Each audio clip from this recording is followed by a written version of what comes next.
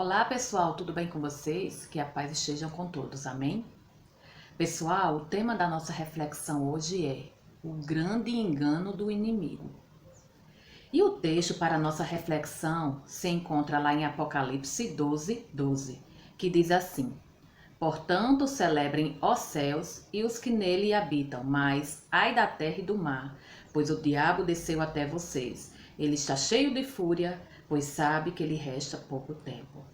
Olha só, pessoal, quem é esse inimigo, né? É o diabo, né? É Lúcifer, é Satanás. Ele que nos persegue aqui nesta terra, não é verdade? Infelizmente. Olha, pessoal, uma das piores experiências que uma pessoa pode enfrentar na vida é a experiência da guerra. Sabe? Quando eu cheguei aqui em Apucarana, eu conheci uma senhora que ela tinha passado por essa experiência. Outro dia eu cheguei nela e perguntei assim: Fulana, você poderia me dizer como é essa experiência de passar por uma guerra, de vir fugida para outro país, né? Por conta de uma guerra? Aí ela falou assim para mim: Olha, Kélia, eu não gosto de falar sobre esse assunto porque isso ainda me magoa bastante, sabe? Eu tenho muitas sequelas, entendeu? Ou seja, passar por uma guerra deve ser uma coisa muito triste, não é? Muito difícil de relembrar e as sequelas realmente ficam, né? Infelizmente. E nós sabemos, né, que lá no céu houve guerra, né? Houve guerra entre Lúcifer e o nosso Criador. Porque Lúcifer, Satanás, queria ser igual ao nosso Criador, né? E a inveja tomou conta dele, não é verdade? Em algum momento devemos admitir que estamos em uma guerra com duração e proporções muito maiores. A batalha entre Cristo e Satanás começou no céu, quando o inimigo desejou aquilo que não lhe pertencia. Se encontra lá em Apocalipse 12. Então, o inimigo, né, Lúcifer, Satanás, ele queria ser igual a Deus. Quanta inveja, né? Então, por isso que devemos ter cuidado com isso, sabe, pessoal?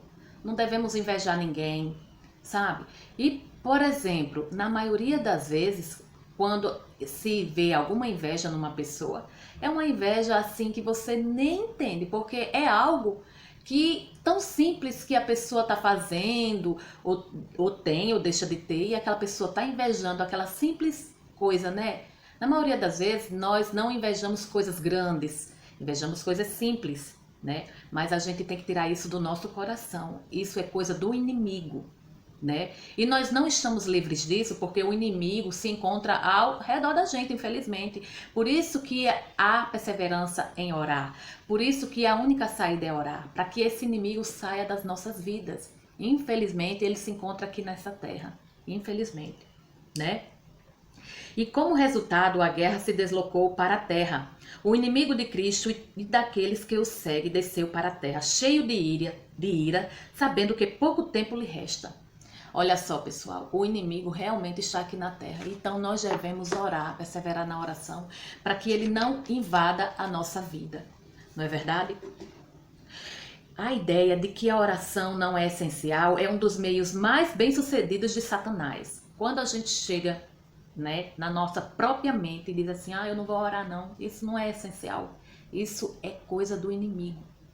Então você se ajoelhe e ore, porque é o inimigo que está dizendo para você não orar. Aqui está dizendo, a ideia de que a oração não é essencial é um dos meios mais bem-sucedidos de Satanás para arruinar as almas. Tá vendo, pessoal? Então, por favor, que mesmo sem vontade, mesmo sem querer, possamos passar por cima da nossa vontade e nos ajoelharmos e orar, né? De modo que o Senhor possa derramar seu Espírito sobre uma enfraquecida igreja e uma congregação, né? Porque quando nós oramos, mesmo que a nossa igreja, o nosso eu, o nosso próprio ser humano que somos, seja enfraquecido, Deus chega e toma providência das nossas vidas, não é verdade? Então que possamos orar, a única saída é orar. Como a gente sempre fala aqui nessas reflexões, vamos orar porque é a nossa única saída. O grande